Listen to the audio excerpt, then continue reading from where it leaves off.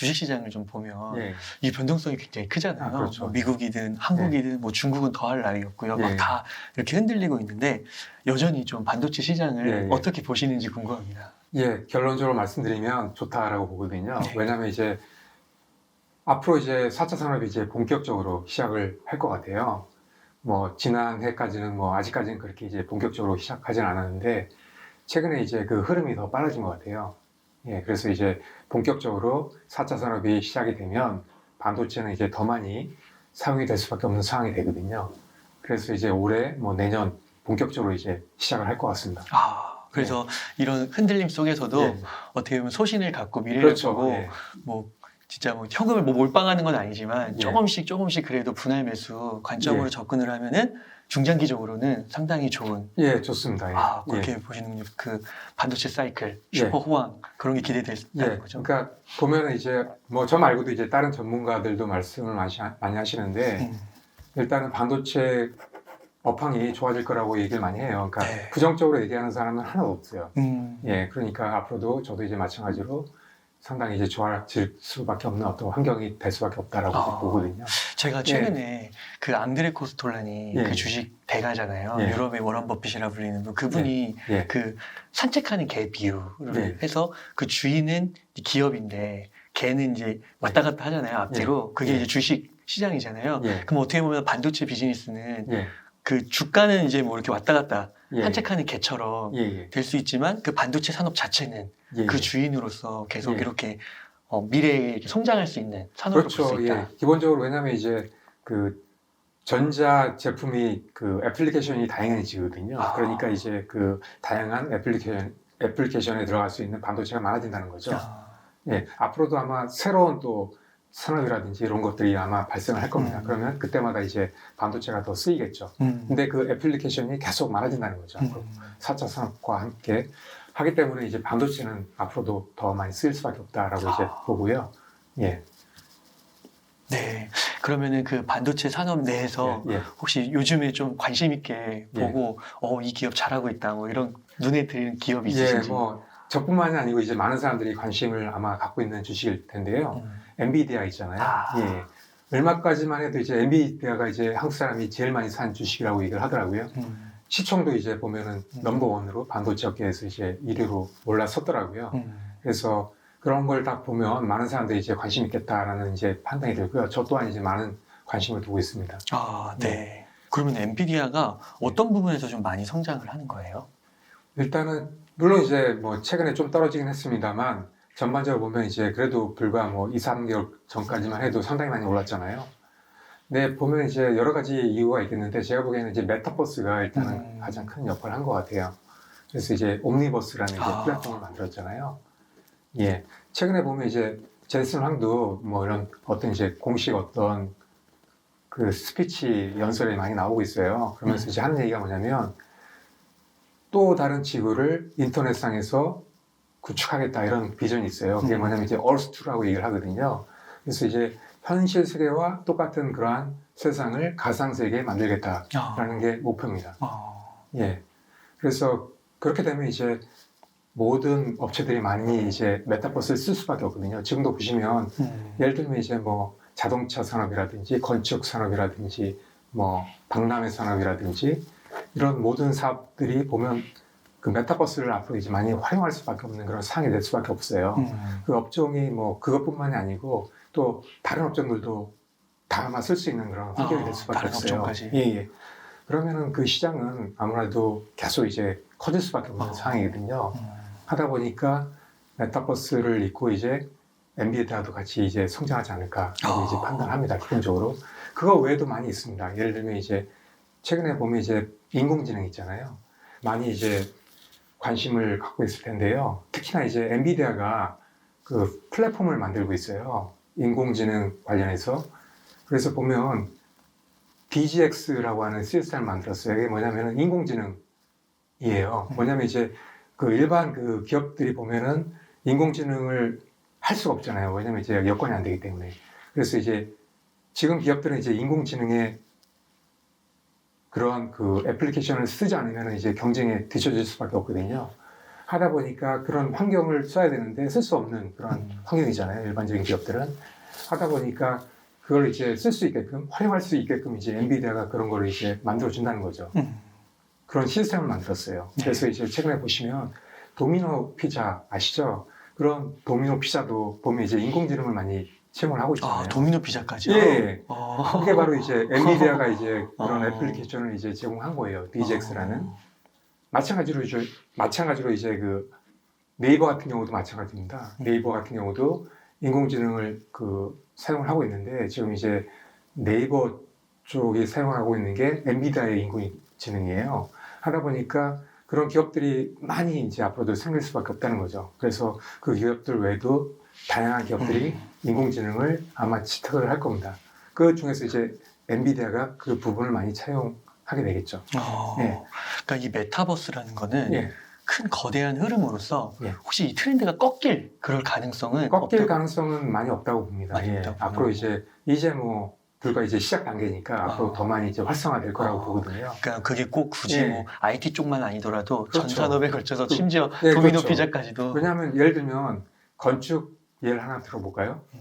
그 건물을 만약에 짓는다 그러면 안정성이라든지 여러 가지 이제 문제가 있잖아요. 어떤 시뮬레이션을 해야 되는데 이걸 직접 만들 수가 없잖아요. 만들면은 아무래도 비용이 많이 들고 여러 가지 이제 안전 문제라든지 이런 리스크가 클 수밖에 시간도 없는데 너무 오래 걸리고. 그렇죠. 시간 문제도 있고 비용도 있고. 어. 근데 이제 이걸 미리 이제 메타버스를 이제 시뮬레이션을 해본다 그러면은 아. 거의 직접 한 거와 거의 비슷하게 이제 구현해 볼 수가 있거든요. 하면 비용뿐만이 아니고 시간적인 거나 여러 가지 이제 위험 요소나 이런 것들이 없어지잖아요. 그러니까 이제 쓸 수밖에 없다는 거죠. 아. 예. 그러면 그런 면에서 예. 그 꼭 엔비디아여야 되나요? 그게 엔비디아 말고 뭐 예. 삼성전자나 뭐 물론 이제 뭐 다른 메타라든지 이런 어. 기업들도 있겠죠. 근데 이제 제가 보기에는 그나마 이제 엔비디아가 잘하지 않나라고 봐요. 아. 왜냐면 이제 제가 보기에는 그 엔비디아의 비전은 뭐냐면 기본적으로 이제 지금 이제 소프트웨어 기업이다 이렇게 얘기를 해요, 많이. 저는 이제 그걸 넘어섰다고 봐요. 뭐냐면 이제 플랫폼 기업이라고 생각을 하거든요. 엔비디아 자체도 지금 이제 추구하는 게 플랫폼 기업입니다. 아. 예. 그래서 그런 생태계를 만들고 있어요. 아. 그 엔비디아가 잘하고 있는 게 그런 생태계를 잘 만드는 거거든요. 아. 예를 들면 이제 맨 처음에 이제 사업을 할 때도 이제 게임 같은 경우에 그걸로 이제 큰 걸 쓰잖아요. 그 게임도 마찬가지로 이제 그 생태계가 그렇게 크진 않았어요. 근데 이제 직접 그런 생태계를 만들었어요. 그러니까 엔지니어를 뭐 이렇게 투입해가지고 이제 지원을 한다든지 여러 가지 이제 환경을 만든 거죠. 어떤 그 업종이 클 수 있는 어떤 환경을 만든 거예요. 그런 걸 잘했어요. 아, 그러면 교수님 그 예. 플랫폼이라는 게 그 엔비디아가 예. 그 메타버스 그를 구현하는 데 있어서 예. 뭐 소프트웨어, 반도체 예. 이러한 것들을 이제 플랫폼을 대강 제공한다는 거죠. 그렇죠. 그럼 그 기반 위에서 그렇죠. 다른 기업들이 쉽게 메타버스를 구현할 수 있게. 그렇죠. 그러니까 아. 예를 들면 이제 이런 거예요. 어떤 거냐면 그 예전에 보면 그 안드로이드하고 iOS가 예. 있었잖아요. 근데 이제 그 안드로이드가 이제 많이 사용할 수밖에 없는 게 개발자나 이런 사람들이 많이 참여를 했어요. 그러니까 그런 어떤 생태계가 이제 구축이 된 거거든요. 그러다 보니까 이제 다른 걸 쓰게 되면 이제 불편하게 느끼는 거예요. 근데 이걸 쓰면은 되게 편해요. 아. 사용자가 이제 쓸 수 있게끔 이제 편하게 사용할 수 아. 있게끔 이제 만든 거예요. 그러니까 이 생태계 구축이라는 게 예. 굉장히 시간이 오래 걸리는 그렇죠. 거고. 시간이 걸리죠. 그리고 다른 돈이 거- 안 되죠. 처음에. 어. 예, 돈이 안 되죠. 다른 업체들도 계속 들어와야 되고. 예, 그렇죠.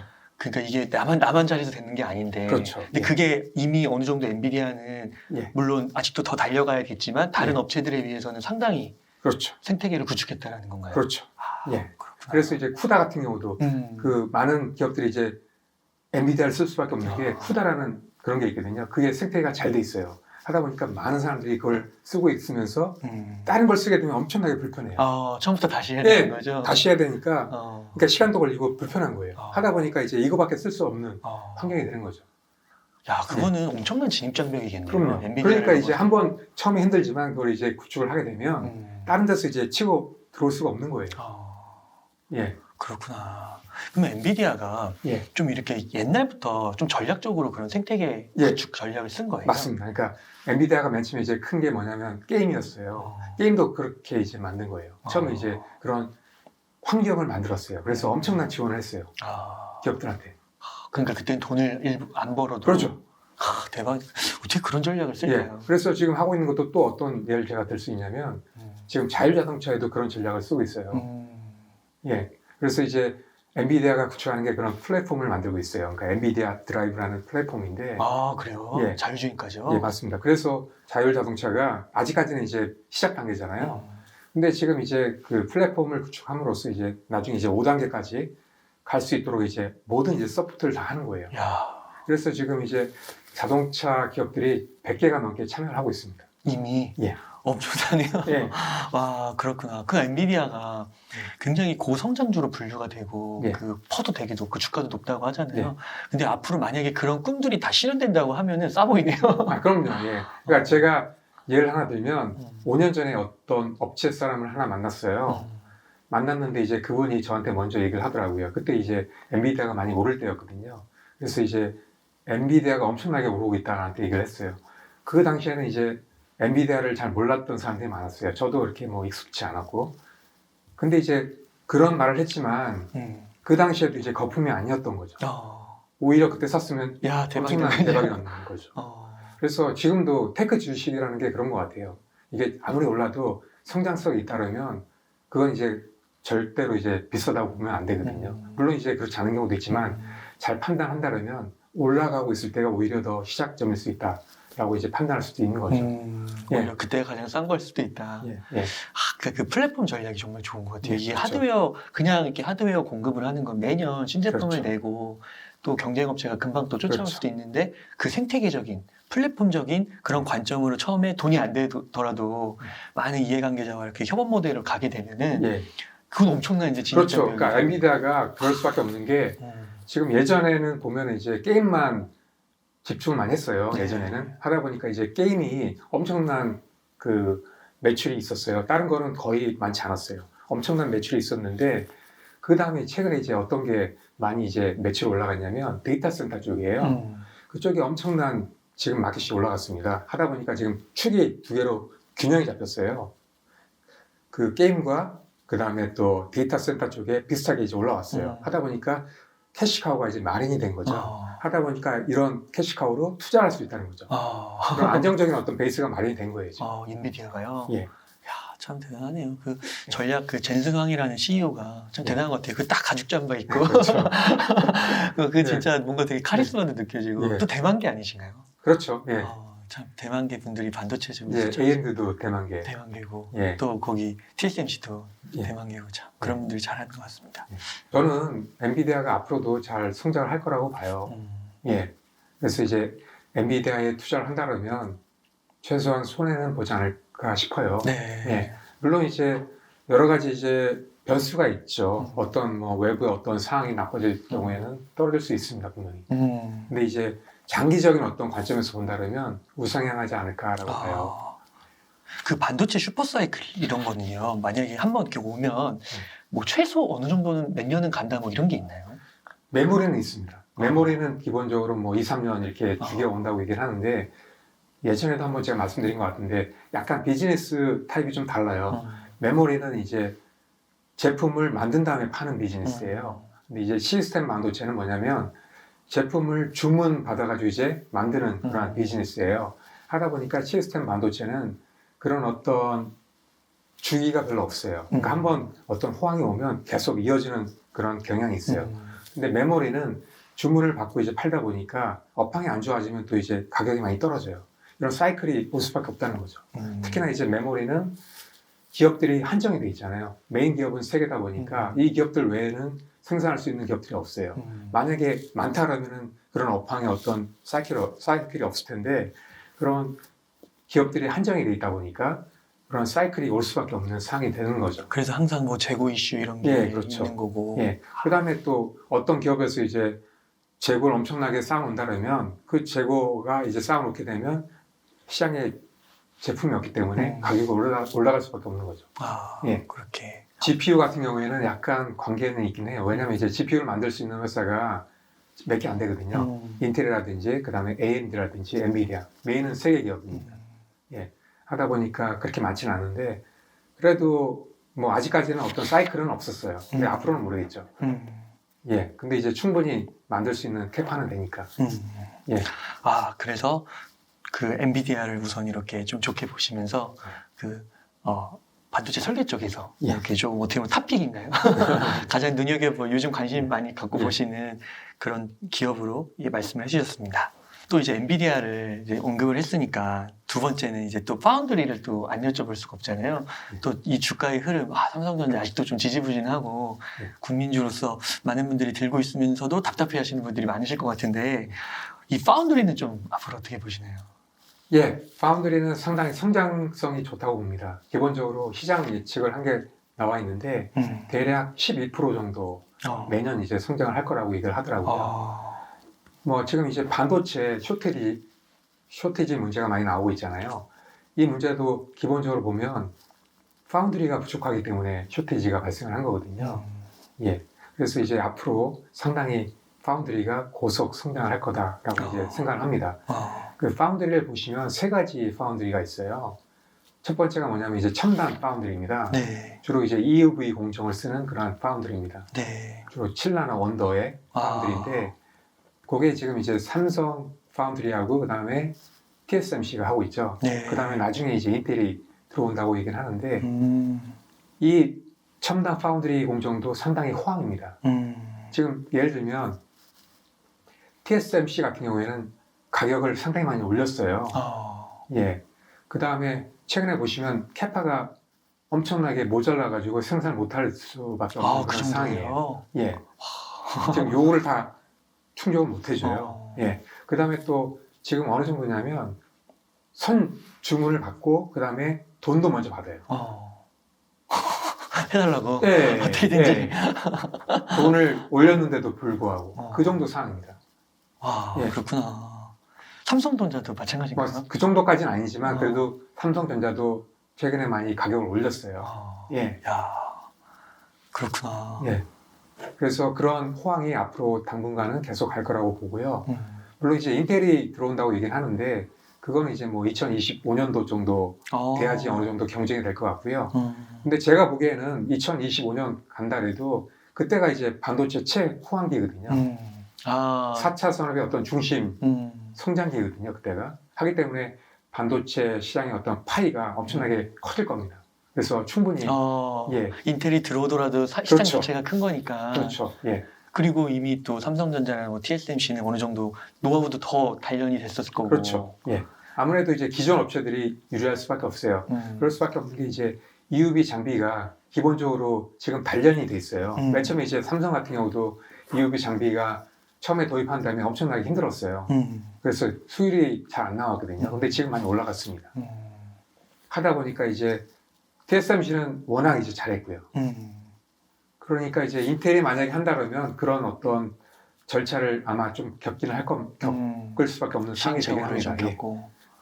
그러면서도 네. 그렇군요. 그러면은 지금 삼성전자가 그 매출도 뭐 실적도 뭐 사상 최대 뭐 이런 말씀을 미디어에서 많이 이런 말들을 많이 하는데 그럼에도 불구하고 좀 주가는 지지부진한데 이것도 어떻게 보면은 좀 저가에 좀 매수할 수 있는 기회라고도 좀 그럴 수밖에 없죠. 예, 제가 봐도 근데 이제 보면은 파운드리 사업을 만약에 분사를 해가지고 사업을 했다 그러면 아마 더 올랐을 겁니다.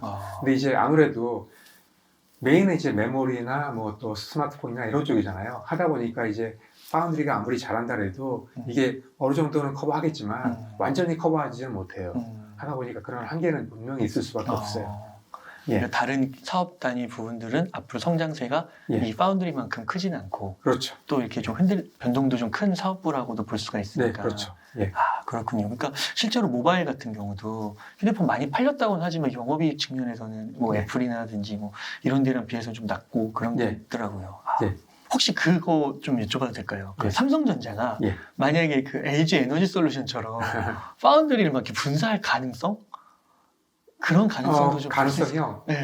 당장은 아마 쉽진 않을 것 같아요. 왜냐하면 일단은 같이 있으면 유리한 점이 분명히 있어요. 뭐냐면 이제 파운드리 사업하는데 클 수밖에 없었던 이유가 뭐냐면 메모리나 이쪽에서 이제 벌어들인 돈을 파운드리 쪽에 투자를 했기 때문에 파운드리가 클 수 있었던 거거든요. 그러니까 여기가 어마어마한 돈이 들어가는 거죠? 그렇죠. 하다 보니까 그런 혜택을 받을 수밖에 없었어요. 그 다음에 또 같은 사업부 안에 잇따르면 팹리스 사업부에서 반도체를 설계한 다음에 바로 파운드리로 제품을 만들 수가 있거든요. 그런 메리트가 있어요.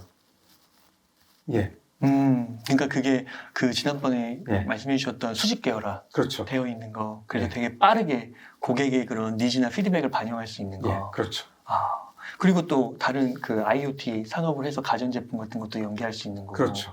예. 아, 그런 것에 장점이 있기 때문에 그러면은 나중에는 이게 분사할 수도 있는 건가요? 가능성은 있겠죠. 어. 만약에 진짜로 분사하는 게 더 유리하다라고 이제 판단이 들면 욕 많이 분사할- 먹을 것 같은데. 그렇죠.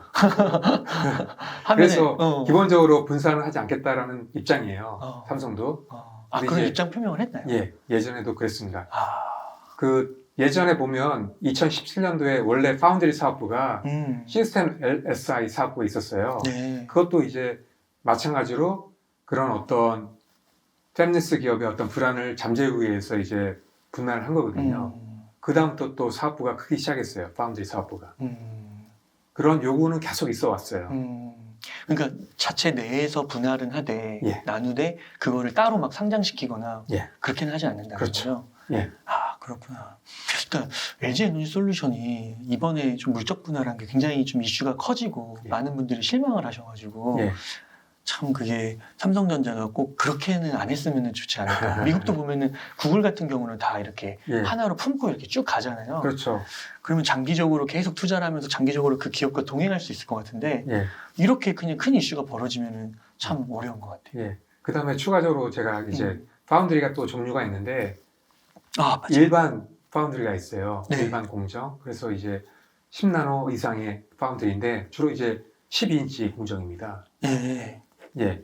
그 다음에 또 있는 게 뭐냐면 8인치 공정이 있어요. 그건 이제 레거시 공정이라고 하는데 그런 공정이 있습니다. 네. 그래서 10인치 공정, 일반 공정도 상당히 지금 수요가 많습니다. 첨단 공정보다도 이쪽이 더 수요가 더 많아요. 그래요? 하다 보니까 엄청난 수요 때문에 이쪽도 100% 가동 중에 있어요.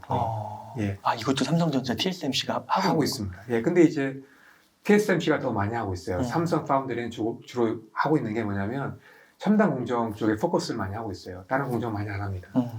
근데 TSMC는 다 하고 있어요. 예. 그 일반 파운드리 10나노 이런 반도체는 어디에 들어가는 거예요? 다 들어갑니다. 범용적으로 다양한 애플리케이션에 많이 들어갑니다.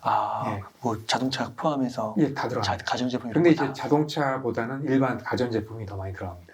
들어가는 거예요? 그 자동차 쪽은 오히려 8인치 레거시 공장에서 많이 들어가는데요. 예, 그쪽에서 많이 쓰입니다. 그러면 이 가전제품 이런 쪽도 예. 앞으로 그 일반 파운드리가 아니라 첨단 파운드리 쪽으로 옮겨갈 수도 있는 거예요? 옮겨갈 수도 있겠죠. 근데 이제 그 정도까지는 아직 아닙니다. 그 미세화가 하면 할수록 더 유리한 게 AP라든지 CPU라든지 이쪽은 미세할수록 상당히 성능이 좋아지거든요. 하다 보니까 계속 미세화를 합니다. 하다 보니까 첨단 공정이 필요한 거죠. 근데 일반 가전도 물론 이제 미세하면 좋지만 그 정도까지는 아닙니다. 일단 제품도 크고 예, 그렇죠. 그리고 이제 비용적으로도 그래. 이게 그냥 한 일반 파운드리 정도 써도 그렇죠. 수치에서 문제가 없는 거죠. 문제가 없는 거고. 예. 근데 이게 또 TSMC가 많이 하고 있는 거군요. 그렇죠. 혹시 이쪽에서는 SK 하이닉스 같은 경우는 많이 안 해요? 많이 안 합니다. 지금 제가 SK 말씀드리는 도. 거는 하고 있는 게 8인치 쪽에서 많이 하고 있습니다. SK 하이닉스. 예. 그럼 자동차 쪽. 예, 자동차 쪽이라든지 IoT라든지 아. 주로 이제 어떤 거냐면 8인치는 주로 이제 아날로그 반도체 쪽에 많이 쓰입니다. 예. 그러니까 첨단 공정이 아닌 완전히 구공정이죠. 예, 그쪽에 많이 씁니다. 근데 오히려 이쪽 공정이 상당히 수요가 많습니다. 특히나 자동차라든지 IoT라든지 이쪽에 수요가 많기 때문에 이쪽도 엄청나게 지금 풀가동하고 있습니다. 근데 이제 문제는 뭐냐면 장비를 구하는 게 어려워요. 왜냐하면 이제 기존 장비를 써야 되는데 이 장비가 없는 거예요. 하다 보니까 중고 장비를 써야 되거든요. 근데 이제 중고 장비를 구하는 게 쉽지가 않아요. 제가 어제 중고 장비 전문 업체 사장님을 만났어요. 네. 제가 만났는데 그분도 얘기하더라고요. 장비가 뭐 구하기 어려운 거는 뭐 몇 년을 기다려야 된다라고 얘기를 하더라고요. 그러니까 그게 그 시장에 수요가 넘쳐서 그런 건가요? 예, 맞습니다. 그러니까 나오면 그냥 가져가는 네, 거죠? 그렇죠. 돈을 예. 더 고가라도. 맞습니다. 지금 중국에서도 엄청나게 나오자마자 막 사가고 있어요. 그 정도구나. 예, 그래서 장비가 없어서 할 수가 없어요. 그럼 그 장비 업체 회사들 예. 뭐 좀 아시는 곳 있으신가요? 좀 유명한 업체들? 서플러스 글로벌이라고 하는 장비 회사인데 중고 장비 하는 회사입니다. 그 회사가 상당히 큽니다. 용인에도 엄청난 공장을 갖고 있는데 네. 장비가 엄청나게 많습니다. 그러니까 거의 풀가동하고 있는 상태인 네, 거네요. 지금 엄청나게 그 회사는 잘 되고 있습니다. 호황입니다. 그러면 SK 하이닉스는 이런 네. 그 첨단 EUV 쪽은 아까 말씀해 주신 대로 삼성전자, TSMC, 네. 뭐 인텔 정도 언급해 주셨는데 네. 그러면 SK 하이닉스도 되게 성장을 많이 하고 있잖아요. 네, 그렇죠. 주가 흐름적으로 보면 삼성전자보다 좀 더 좋은 흐름도 나타내고 있는 네. 것 같긴 한데 아까 8인치 언급해 주셨는데 그러면 SK는 이쪽 8인치에 좀 더 주력을 하고 있는 네, 거예요? 맞습니다. 다 8인치인데 지금 이제 하고 있는 게 뭐냐면 두 가지예요. 하나는 이제 시스템 IC, SK 하이닉스 시스템 IC에서 하는 그런 파운드가 있어요. 그것도 이제 8인치입니다. 그게 지금 최근에 중국으로 이전했습니다. 네. 그게 있고요. 그게 이제 캐파가 한 10만 장 정도 되고 있습니다, 매달. 그 다음에 또 SK 하이닉스가 최근에 키 파운드리라고 하는 회사를 인수했어요. 원래는 하이닉스의 그 패키징 부분이었는데 그게 이제 팔렸다가 다시 사오는 겁니다. 네. 그것도 이제 8인치 공정인데 그걸 최근에 이제 인수를 했어요. 인수를 했는데 아직까지 각국의 반독점 규제 승인을 받지 않았어요. 근데 제가 보기에는 뭐 받는 데는 문제는 없을 것 같아요. 예. 그게 그게 어떤 거예요? 반독재 규제? 최근에 이제 반도체 산업을 보시면 M&A가 많이 있었어요. 예. 근데 이제 엔비디아도 암을 인수하려고 했잖아요. 그것도 반독점 이슈 때문에 못한 거예요. 예. 최근에 왜냐하면 이제 반도체가 한 기업의 이슈만은 아니거든요. 국가적인 이슈가 돼버려가지고 엄청 또 주요한 예, 제품이니까. 그렇죠. 하다 보니까 각 국가에서 반대를 하면은 그걸 이제 인수하기가 어려운 거예요. 그렇구나. 예, 그런 근데 상황이 SK도 돼버렸어요. 걸린 거예요? SK는 뭐 지금 낸드 사업부 인텔에서 하고 있는 거 있잖아요. 그것도 승인 났어요. 문제는 없었어요. 그리고 요번에 키파운드리 인수하는 것도 제가 보기에는 특별한 문제는 없을 것 같습니다. 예, 왜냐하면 반독점 이슈가 없기 때문에. 아직 예. 그 정도는 아닌데 그렇죠. 그래도 그거를 이제 M&A 하면서 굉장히 또 시장에서 영향력이 강해진다고 예, 볼 수 그렇죠. 있는 거고. 예. 아무래도 이제 특히나 반독점 이슈는 국가 간의 M&A는 그런 게 커요. 만약에 이제 M&A의 어떤 규모가 크다 그러면 반대할 가능성이 커요. 근데 이제 규모가 크지 않다 그러면은 또 이제 같은 국가의 기업에서 M&A를 한다 그러면은 그거는 용인해주는 예, 거고. 용인해주는 분위기가 많이 있죠. 예. 그러면 SK 하이닉스의 앞으로의 전략은 뭐 첨단 쪽보다는 8인치 주력이라고. 예, 맞습니다. 8인치가 메인이 됩니다. 그러면 8인치 주력은 좀 그 4차 산업혁명 시대, 인공지능 시대 이런 쪽에서 좀 이렇게 시대의 큰 흐름과 좀 맞물려 봤을 때는 예, 맞습니다. 자동차. 예, 자동차 쪽하고 IoT 쪽은 오히려 더 맞습니다. 그쪽을 아예 포지션을 잡은 거군요. 예, 수요가 많습니다. 앞으로도. 그렇구나. 첨단 공정 쪽이 아니고. 그럼 첨단 공정 쪽은 아예 안 하는 거예요? 안 하는 거죠. 못 하는 것도 있고 안 하는 것도 있고. 그렇구나. 이게 돈도 많이 들고 그렇죠. 리스크도 크고 그래서. 예. 근데 이제 차량이나 모빌리티 쪽도 앞으로 시장이 엄청나게 커질 거니까 예. 그쪽만 포지션을 강력하게 잡아도 괜찮다는 그렇죠. 사업적 판단이. 그리고 또 이제 아까 말씀드린 대로 다른 업체에서 들어올 수가 없다는 거죠. 예. 거기서 이제 자리를 잡아버리면. 예. 그러면 그쪽 최강자는 SK 하이닉스라고 볼 수 있는 거예요? 지금 만약에 두 개 다 인수를 해가지고 이제 제대로 만약에 오퍼레이션 된다 그러면 지금 한 20만 장 정도 되거든요. 그러면은 지금 파운드리 업계 순위가 한 8위 정도 올라가요. 예. 8위면은 그래도 상당히 높은 순위죠. 그러면 그 8이라는 게 예. 삼성전자, TS 다 합쳐서 8이라는 건가요? 아니면? 그렇죠. 다 전 세계 다 이제 파운드리 기업들 다 판단하게 되면 8위 정도 됩니다. 그러니까 예를 들면 이런 거예요. 지금 이제 순위를 말씀드리면 TSMC가 1위고 그 다음에 삼성 파운드리가 2위입니다. 3위는 UMC입니다. 4위가 글로벌 파운드리, 그 5위가 SMIC입니다. 네. 8이라고 하니까 좀 불안하기도 한 건데 더 높아야 되는 거 아닌가 이런 생각이 들기도 하고. 뭐 계속 올라갈 수는 있겠죠. 계속 잘하면. 예. 그 SK 하이닉스도 그러면 매출 성장세나 영업이익 예. 성장세는 괜찮다고 보는 건가요? 괜찮죠. 예. 계속 성장하는 예. 기업이라고 볼 수 있는 건가요? 예. 파운드리 쪽에서. 왜냐하면 그 SK 하이닉스는 고민이 있었어요. 예전부터. 뭐냐면 2019년도에 그때 메모리가 엄청난 불황이 왔었어요. 해가지고 메모리 기업들이 엄청난 매출이 떨어졌어요. 얼마 안 됐네요. 예, 3년 전. 그래서 그래서 SK 하이닉스도 마찬가지로 매출이 많이 떨어졌습니다. 근데 메모리는 아까 제가 말씀드린 대로 사이클이 있다고 했잖아요. 네. 예, 하다 보니까 또 앞으로 언제 또 사이클이 와서 호황이 아닌 불황이 올 수도 있다는 거죠. 그러면 매출이 엄청나게 떨어진다는 거죠. 그런 걸 이제 커버하기 위해서 낸드 사업도 인수를 한 거고요. 그다음에 파운드리 사업도 확장을 하고 있는 겁니다. 아, 그렇군요. 그러니까 예, 메모리에서도 잘하고 있었지만 이게 예. 변동성이 크다 보니까 예, 전체적인 사업 안정성을 위해서 맞습니다. 예. 이렇게 낸드랑 또 아까 키파운드리 예. 이런 걸 인수한 거군요. 예. 그리고 또 시스템 반도체 쪽에서 또 하고 있는 게 하나 있는데 이미지 센서 있잖아요. 이쪽도 지금 열심히 잘 하고 있습니다. 아, 그렇구나. 예. 참 이게 점점 더 사업 다각화를 하는 거 있는 거예요. 네, 그렇죠. 그래서 목표는 어느 정도 밸런스를 유지하는 겁니다. 디램하고 낸드하고 그다음에 시스템 반도체 세 개를 이제 어느 정도 밸런싱을 유지하는 거죠. 야, 되게 멋지네요. 우리나라에 그런 기업이 있다라는 게. 네. 그러면은 최근 하이닉스가 중점적으로 좀 이렇게 두고 있는 사업은 지금 말씀해주신 그 세 개. 예. 이렇게 정리를 해볼 수가 있겠네요. 아, 네. 그러면은 이 SK 하이닉스도 또 삼성전자도 앞으로의 이런 흐름 속에서 좀 중장기적으로 바라본다면은 또 이것도 투자해볼 만한 가치가 충분히 있다. 예, 있다고 봅니다. 예, 네. 기본적으로. 왜냐하면 이왕이면 저는 이제 큰 기업들을 투자라고 말씀 많이 드려요. 왜냐하면 큰 기업일수록 자본력이라든지 기술력이라든지 이런 게 뛰어날 수밖에 없거든요. 또 어떤 위기가 왔을 때 어떤 대응 능력이라든지 이런 게 날 수밖에 없어요. 하다 보니까 그런 기업들은 거대 기업들이잖아요. 예. 하다 보니까 그런 리스크를 아무래도 잘 견뎌낼 수 있다는 거죠. 하다 보니까 앞으로도 그런 기업들을 한다면 어느 정도 성장을 할 겁니다. 예. 물론 이제 뭐 벤처기업이나 어떤 IT 스타트업처럼 엄청나게 크진 않을 겁니다. 근데 이제 안정적으로 성장을 할 수 있다는 거죠. 떨어지는 것도 그렇게 심하게 떨어지진 않을 겁니다.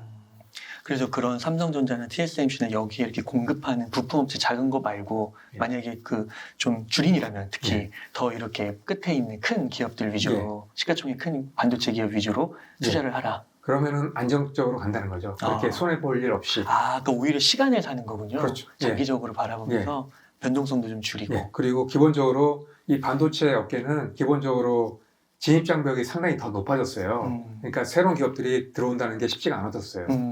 하다 보니까 앞으로도 다른 기업들이 들어온다는 게 쉽지가 않은 거죠. 그러니까 반도체 산업이 좋아지면 이런 기업들은 더불어서 성장할 수밖에 없다는 거죠. 예. 네. 예. 아, 네. 반도체 시장에 대한 깔끔한 정리 감사드립니다. 그러면 교수님 다음 주제로 예. 앞으로 이제 4차 산업과 함께 반도체 시장의 성장이 기대된다. 예. 이게 이제 주가 흐름과 상관없이 이게 좀 예전부터 나온 이야기긴 하지만 예. 특히 그러면 이 반도체 시장을 좀 이렇게 이끄는 주요 분야 좀 보시는 분야가 있으실까요? 예. 뭐 4차 산업도 보시면 되게 많이 있긴 합니다. 여러 가지 있지만 제가 보기에는 가장 성장률이 높은 산업이 뭐냐면 자율자동차입니다. 아, 자율주행 자동차. 지금 대략적으로 보시면 자동차의 반도체가 한 300개 정도 쓰이고 있거든요. 네. 전기 자동차에는 한 600개 정도 쓰이고 있어요. 네. 2배 늘었는데요. 예. 근데 이게 자율자동차로 앞으로 바뀌게 되면 불과 5년 내에 바뀔 겁니다. 그러면 10배 이상 성장을 해요. 네. 그러니까 3,000개 이상 쓰이는 거죠. 근데 이게 뭐 완전하게 스마트폰처럼 완전히 자율자동차로 바뀐다면 그때는 뭐 5,000개 이상도 쓰이는 거죠. 한 대당. 예. 하네요. 그러니까 엄청난 앞으로의 어떤 시장성이 좋은 거죠. 그러면 300개에서 5,000개로 늘어난다고 봐도 되는 건가요? 예, 그렇죠. 와, 예. 그러면 이건 거의 20배네요. 15배, 20배. 예. 와. 그리고 그 반도체가 쓰이는 분야를 보시면 그 세 분야가 지금 있는데 뭐냐면 첫 번째가 뭐냐면 센서 쪽이에요. 센서는 왜 필요하냐면 기본적으로 외부 환경이나 내부 환경을 감지해야 되잖아요. 하다 보니까 센서가 필요한 거예요. 그게 하나 있고요. 또 필요한 게 제어 쪽입니다.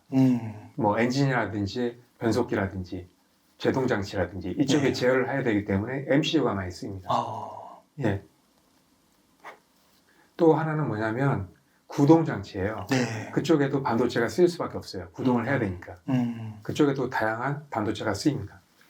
그 다음에 이게 나중에 자율자동차로 바뀌게 되면 전기 분야에도 많이 쓰여요. 네. 지금 자동차가 보면 완전히 실내가 집안처럼 돼 있잖아요. 앞으로는. 그러면 전기 전자 관련된 가전이라든지 다 들어오는 거죠. 예, 다 쓰이는 거죠. 그때는 이제 메모리도 많이 쓰이게 되는 거죠. 또 그 가전제품이 예, 들어가는. 예. 그렇구나. 그렇게 됩니다. 예. 그러니까 이게 자율주행 자동차 그게 이제 큰 흐름이고 예. 이게 시장이 앞으로 그냥 이건 대세로 거의 정해진 거라고 예. 볼 수가 있는데 예. 거기에 이제 반도체가 크게 세 가지 측면으로 센서 제어 구동 장치로 예. 들어가고 예. 또 그 안에 이제 그 집안에 있는 가구들처럼 전자제품들처럼 그렇죠. 그게 들어간다는 건데 그럼 네. 거의 네 가지 측면에서 그렇죠. 이 반도체가 들어가야 되는 거네요. 그렇죠. 그러면 여기에 들어가는 반도체는 예. SK 하이닉스가 좀 주목하는 예. 그 8인치 그게 주력이 되는 건가요? 예, 되죠. 예. 야. 센서가 거의 다 8인치에서 만들어집니다. 아, 그런 거군요. 그래서 SK 하이닉스가 예. 그 키파운드리 같은 거 이제 인수하고 네, 맞습니다. 예. 그렇게 가는 거군요. 예, 예. 그러면 삼성전자는 예. EUV 첨단 공정으로 좀 예. 갔잖아요. 예. 여기에는 좀 기여가 기여가 크진 않죠. SK 크진 하이닉스보다는 않지만 또 메모리 쪽은 많이 쓰이죠. 또 메모리가 들어가니까 예, 예. 여기에 그 다음에 또 삼성전자 같은 경우에는 또 자동차 반도체 사업을 하고 있어요. 시스템 반도체 사업부에서. 그쪽에서 또 많이 쓰이는 거죠. 또 그렇구나. AP도 나중에 일부 쓰이겠죠. 또 그 안에 예, 예. 그런 부분들이 들어갈 수도 어떻게 예. 될지 모르는 거니까. 예, 예. 근데 되겠죠. 그렇죠. 예. 더 이렇게 첨단 공정이 들어갈 수밖에 없을 그렇죠. 것 같아요. 자동차 들어가죠. 성능이 예, 올라가면. AP는 쓰입니다. 그런 예. 거구나. 예. 그래서 이 자율주행을 정말 주목해야 되고 이 수요 폭발이네요. 그렇죠. 예. 그렇구나. 그러면 예. 그 4차 산업혁명, 뭐 반도체 슈퍼사이클 거기에 이 자율주행 자동차의 한 흐름도 이렇게 들어가 있다고 볼 수 있겠군요. 그럼요. 그게 메인이라고 보면 돼요. 예. 그렇구나. 예. 그러면 이 자율주행 자동차로 좀 가는 데 있어서 예. 아무래도 우리의 관심사는 우리의 그 삼성전자와 SK 하이닉스가 잘 되기를 바라는 거잖아요. 예, 예. 어떻게 좀 잘할 거라고 보시나요? 저는 잘할 거라고 봅니다. 예. 왜냐하면 기본적으로 시장이 커지는데 두 겹도 모두 잘하고 있어요. 이미 잘하고 있고. 예, 잘하고 있고 그다음에 또 좋은 게 뭐냐면 제품의 퀄리티가 일단 높아요. 예, 가장 중요한 게 이제 제품의 퀄리티거든요. 이게 높다는 거죠.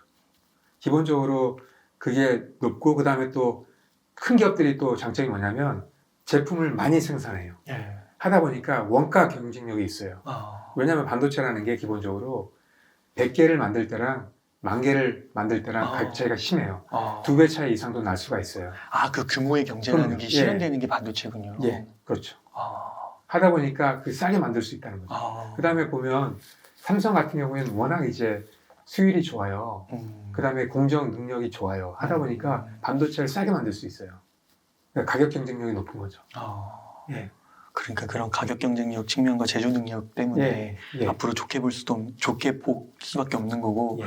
그리고 또 그런 것도 혹시 좀 기대할 수 있나요? 그 현대자동차, 예. 기아차, 예. 우리나라에 또 있잖아요. 네, 그렇죠. 그럼 나중에 또 이게 어떻게 연합을 예, 해가지고 연합을 할 겁니다. 지금도 많이 네. 그런 움직임이 보이고 있는데 정부에서도 이렇게 막 하라고. 하고 있습니다. 예.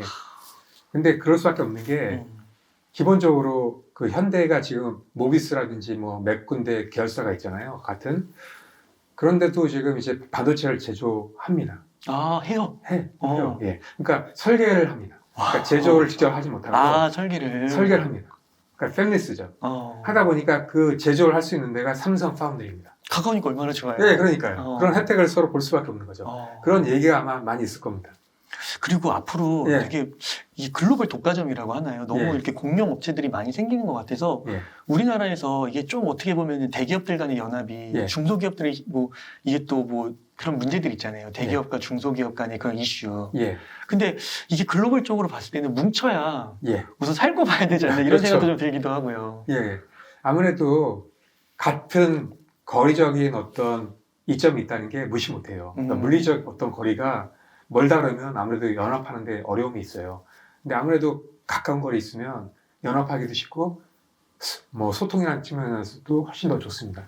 특히나 그 파운드리하고 오스텍 기업 있잖아요. 이쪽 기업은 밀착할 수밖에 없어요. 그러니까 그럴 수밖에 없어요. 왜냐하면 반도체라는 게 이동을 하게 되면 여러 가지 리스크가 생겨요. 왜냐하면 움직이면서 제품에 어떤 문제가 생길 수 있거든요.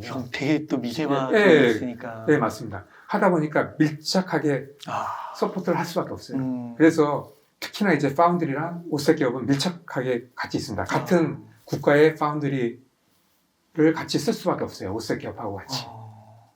그렇구나. 예. 그러면 우리나라에 그 5셋까지 예. 5셋이 마지막에 테스트하는 그 단계 말씀하신 예, 맞습니다. 거기까지 좀 이게 그 서플라이 체인이 좀 만들어지고 있죠 지금. 예. 지금 삼성 같은 경우도 지금 오스텍 기업이랑 엄청나게 연합을 해가지고 지금 하고 있습니다. 그래서 지금 엠코 테크놀로지랑도 이제 긴밀하게 하고 있고요. 그다음에 나머지 국내에 있는 오스텍 기업들과도 하고 있습니다. 그럼 그런 게 지금 이제 점점 구축되고 있는 중인데 예. 이러한 과정이 다른 글로벌 업체들의 서플라이, 뭐 국가들의 서플라이 체인 그런 거랑 비교했을 때 예. 경쟁력이 있다, 할만하다. 제일 강한 거는 이제 대만이 잘하고 있고요. 한국은 이제 구축을 하고 있습니다. 그러니까 지금 대만처럼 하려고 지금 하고 있습니다. 그래서 어느 정도 지금 좋아지고 또 있습니다. 우리나라 따라잡기 잘하잖아요. 그렇게 예, 또 예. 너무 비관할 필요는 없는 거죠. 이게 후발주자라고 뭐, 해서 저는 좋게 봅니다. 좋게 예, 보시고. 예.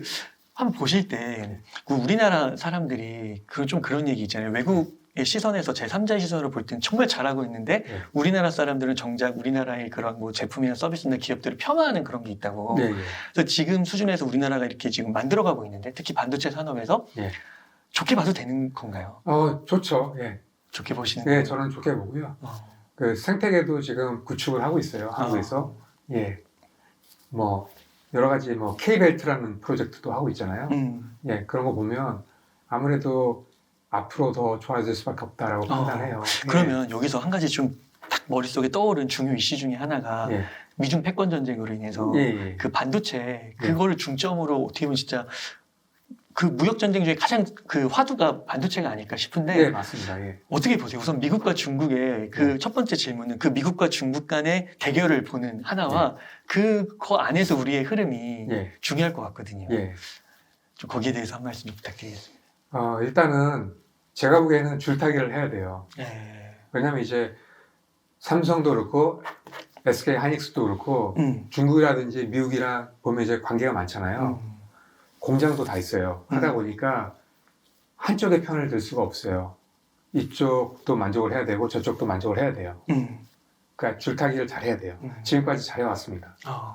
그 다음에 그나마 다행인 게 한국이 시스템 반도체가 이렇게 크지가 않잖아요.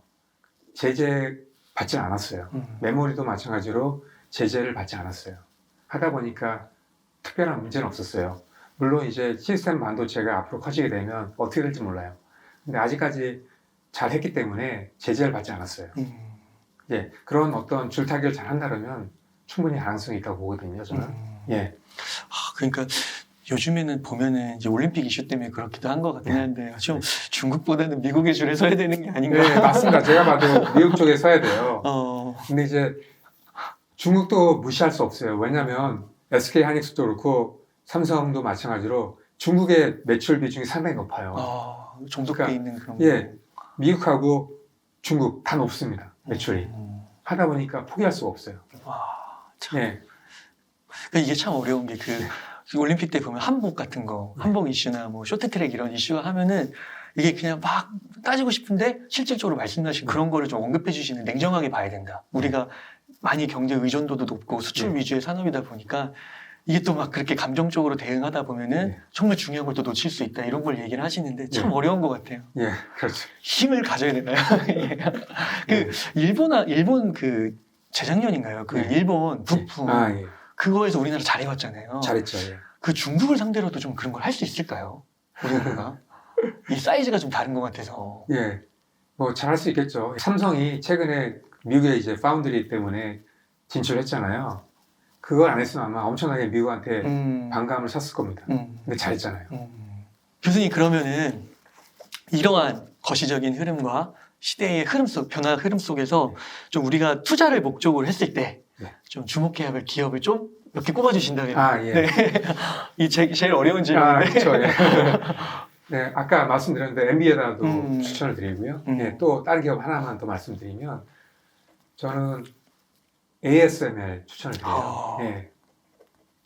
왜냐하면 제일 중요한 이슈가 뭐냐면 이 기업이 과연 EUV 장비를 독점할 거냐 앞으로도. 근데 저는 이제 최소한 10년 이상은 독점을 할 거라고 봐요. 네.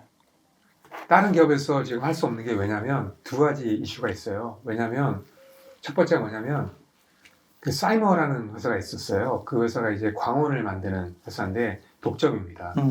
그 회사를 ASML이 10년 전에 인수를 했어요. 그러니까 다른 회사에서 못 만드는 거죠.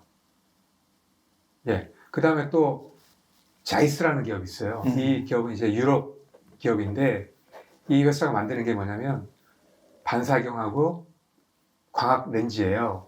이것도 다른 데서 잘 못 만듭니다. 이 회사에 대해서 지분을 또 투자를 했어요. ASML이.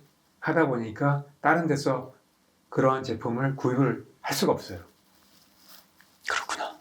하다 보니까 계속 앞으로도 어느 정도 독점을 이어나가지 않을까라고 생각합니다. 네. 그리고 또 ASML이 자체적으로 또 새로운 장비들을 또 계속 개발하고 있어요. 지금 하고 있는 게 High-NA라는 장비예요. 요건 이제 업데이트된 건데 반사경하고 광학 렌즈를 좀 크게 만들어서 해상력을 높인 거예요. 네. 하다 보니까 이게 해상력이 상당히 높아져요. 그러면은 훨씬 더 작게 미세하게 그림을 그릴 수가 있어요. 그러면 훨씬 더 경쟁력이 좋아지는 거죠. 그러니까 더더욱 다른 데서 들어오기 힘든 거죠. 이 장비만 해도 한 3천억 정도 된답니다. 한 대가요? 예. 그 다음에 또 이미 인텔에서 계약을 했어요. 와. 2025년도까지. 와, 그럼 매출이 이미 났네요. 그렇구나. 그렇게 해서 ASML. 예, 그래서 다른 데서 인텔도 개발하려고 했었고, 니콘, 캐논 다 포기했습니다. 개발하다가. 삼성도 개발한다는 얘기는 있어요. 근데 쉽진 않을 겁니다. 네. 또 그래서 그런 측면에서 ASML까지 좀 주목해서 보면 좋겠다. 예. 교수님 이렇게 해서 정말 엔비디아, 삼성전자, SK하이닉스 그리고 ASML까지 정말 다방면에 걸쳐서 뭐 부품, 장비, 설계, 그 파운드리 뭐 이렇게 첨단과 판인지 다 넘나들면서 너무 이렇게 정리를 해주셔서 너무 감사의 말씀드립니다. 네, 감사합니다. 책에 보면은 또 자세한 내용들도 많이 나와 있잖아요. 예. 이 외에도 그래서 그런 부분들까지 좀 디테일하게 챙기시려면 이 4차 산업혁명 시대의 반도체 비즈니스 꼭 한번 읽어보시면 너무 좋을 듯합니다. 이렇게 해서 4차 산업혁명 시대의 반도체 비즈니스를 쓰신 권영하 교수님을 모시고 유익한 인사이트 많이 나눠봤습니다. 오늘 고생 정말 많으셨습니다. 네, 감사합니다.